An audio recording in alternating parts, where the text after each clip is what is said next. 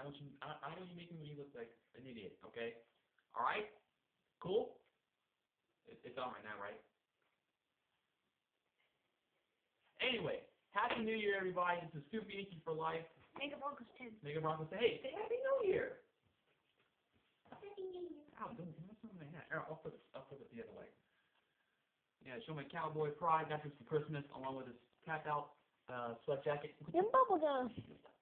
Oh, leave this stuff alone. Okay. All right. Anyway, bring you guys Week 17. Can you believe it's Week 17 already in the NFL? Where has the time passed?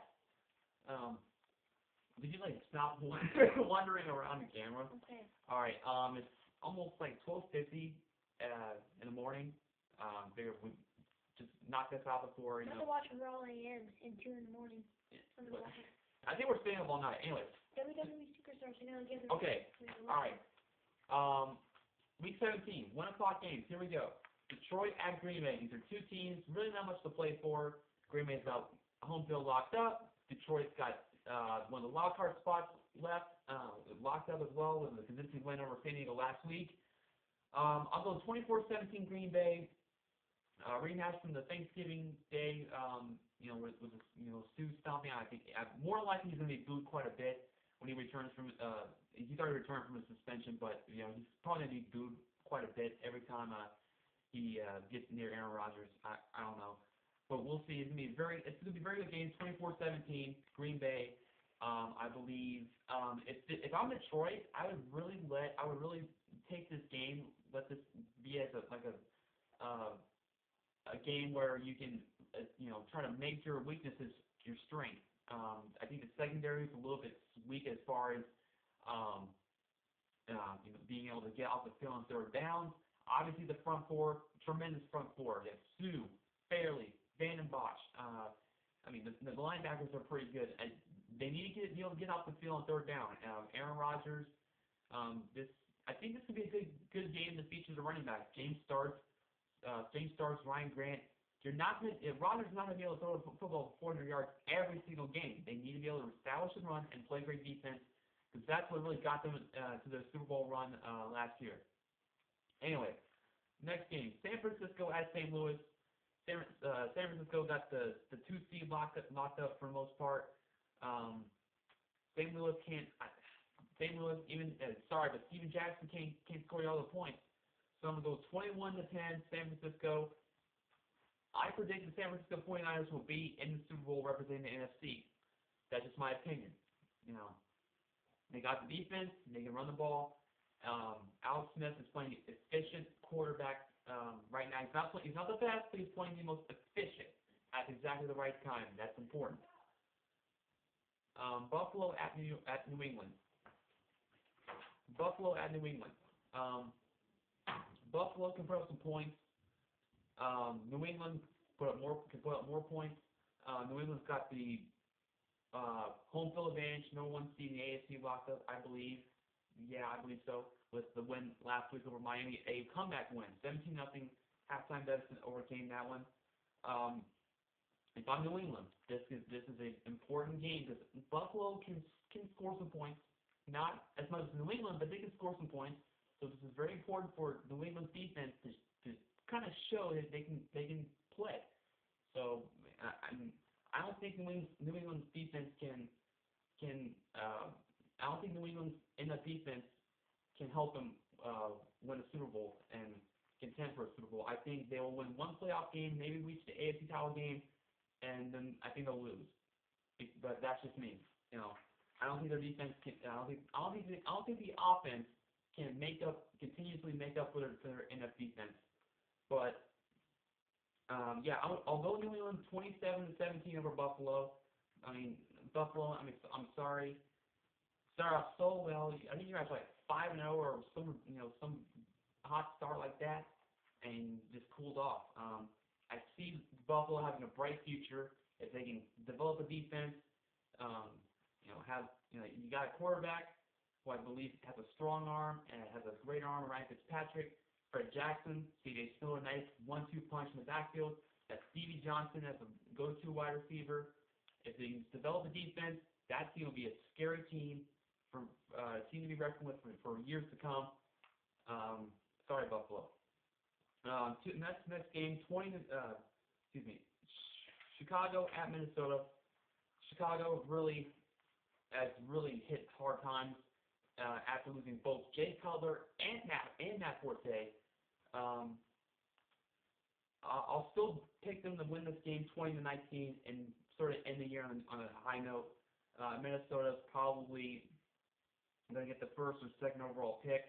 They should not draft a quarterback. They should instead go more towards receiver, try to help out Christian Ponder, or not receiver, but just somebody who can give them more explosiveness on offense.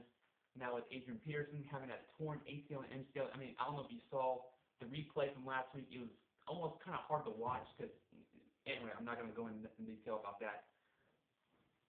Another game with pretty much nothing to play for. Washington at Philly. Philly's year disappointment. Of course, as a Cowboys fan, I know too much about disappointment. They'll end the year on a high note as well. I believe 24-17. Michael Vick, Sean Jackson, Eagles B. I think they will kind of, and I think they'll kind of give people a preview what's to come next year in 2012. I'm very scared as a Cowboys fan for next year because this team can, it was a short lockout. I don't know if it had anything to do with the fact that the defense was not gelled enough for the offense, offensively, or whatever the issues there were. 24-17, the Eagles, I believe, will get it done, and we'll see where things go in 2012 for the Eagles. Carolina at New Orleans. Now, Carolina's not making the playoffs, but every game that they've been in, they've been exciting because of Cam Newton, the way he's been able to play. And Drew Brees, just ridiculous. Broke Dan Marino's single-season passing record last week, over 5,084 yards. That is ridiculous and absurd. For the season? Yeah, for the season. Yeah, I know. He has the most passing yards in a single season, over 5,000 yards. That's ridiculous. Couldn't happen to a greater person. This is going to be a shootout, more a high-scoring game, 31-24, New Orleans. Both teams will go back and forth, I believe. New Orleans, I believe that if they're going to go back to the Super Bowl like they did 2 years ago, they got to play defense and they got to keep running the ball. They got some running backs to run the ball with, and make sure the defense gets off the field quite a bit. And you have to worry about time limit. You don't have to worry about that. Anyway, Tennessee at Houston. Houston locked up the 3 seed, and Tennessee's needing a win and some help to get in the playoffs as the 6th seed. Tennessee, I don't think it's their year quite yet. I think they're a year or two away from contending the playoffs. Houston's had a slew of injuries: Mario Williams, Andre Johnson, Arian Foster. They lose Matt Schaub. They lose Matt Leinart. How this team has been able to keep afloat is beyond me. And all right, the defense has really been the main anchor in Wade Phillips, who did not pan out as a head coach in Dallas. Obviously, defensive coordinator is good as it gets in the league. 20-17 Houston. Well, they weren't mine. Whatever. Anyway, just ignore him. Anyway, Indy and Jacksonville. Indianapolis. There's been a lot of talk about them wanting to lose on purpose so they can drop Andrew Luck. Telling a football player with a mentality to win to lose on purpose is just absurd, and it's not possible. They will play to win, even though listen, they're like 2-13 or something like that. But if you go look at their games, some of their games, they really wanted to win, and obviously things just didn't pan out. I think they'll beat Jacksonville 17-10. I know as a result of them losing. As a result of them winning, whatever. Stop that. I understand them winning and Minnesota losing. That means Minnesota gets the first overall pick, but you gotta play to win. As Herm Edwards always says, you play to win the game. Simple as that. Now to the 4-15 games. Some of these games are getting more interesting. Baltimore at Cincinnati. Cincinnati needs to win, and you don't need to be that close. No, it's like. Are you spare the time? We got plenty of time. It's like 10 minutes. Oh, we got plenty of time. Don't worry. All right, Baltimore at Cincinnati. Now, Cincinnati needs to win to get into the playoffs, and I think they'll get it. And now, I think I said like 3 weeks ago they said I didn't think they would be in the playoffs. But this is another team, a young team with a bright future ahead of itself. They will get in the playoffs. Baltimore, doesn't matter. They've already clinched the playoff berth. They're good. I think 21-17. Cincinnati will get in the playoffs and be the 6th seed, and they will likely face. Okay, so New England. I think whatever. They'll play the 3 seed, whoever that may be, in the playoffs next week. Tampa Bay at Atlanta. Atlanta, the 5 seed, more than likely will be the 5 seed, and they'll probably take on they'll face the winner of the Giants and the Cowboys game next week in the opening round of the playoffs, the wild card. Tampa Bay's just been a rough year.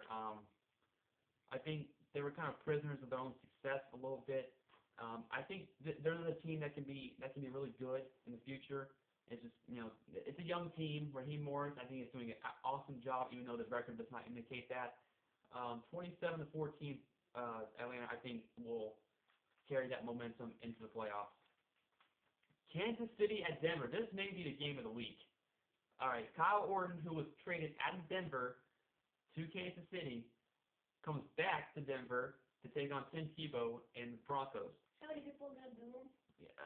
Quite frankly, there's going to be a booth fest on Kyle Orton. It's simple for Denver. You win the West, and you get the 4th seed. I think they get it done. 21-20. It's going to be a very good game. Kansas City with a lot of pride for Romeo Crennel, who's obviously a defensive genius. But I think the way Tim Tebow orchestrates that offense, more of a running style offense, running the ball with Wilson McGahee, and I think it's Mike Ball who's the running back, the backup. They like to run, they like to pound the rock, and defensively that's been the star of the show this whole stretch of wins for the Denver Broncos. Not Tim Tebow. That defense has been the anchor. Von Miller, Brian Dawkins, Ellis Dumerville. A whole cast of characters on the defensive side of the ball is what kept the Broncos in these games, and Tebow, working his magic. So 21-20, Denver wins the West, gets the 4th seed, and will probably play Baltimore or Pittsburgh in the opening round, wild card round.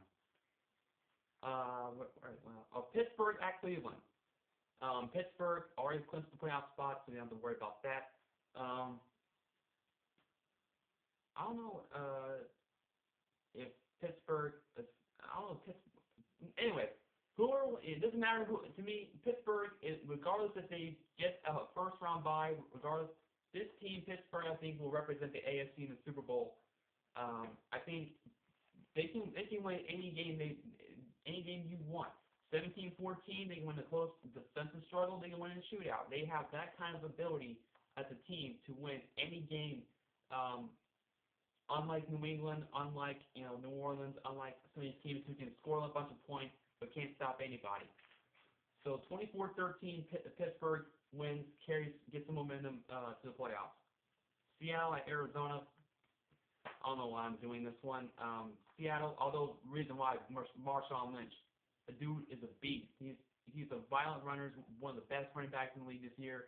17-13, Seattle gets it done because of him. I think he's going to have a nice game to end to end the regular season. It's going to have a nice game, I guarantee you that. San Diego at Oakland. San Diego caught fire just a little bit too late, and they got bamboozled last week at Detroit and lost their playoff spot. Oakland's got a lot to play for. They got to win. Well, in order to clinch the West, they need to win and a Denver loss for them to get into the playoffs and win the West, get into the playoffs, and be that 4th seed.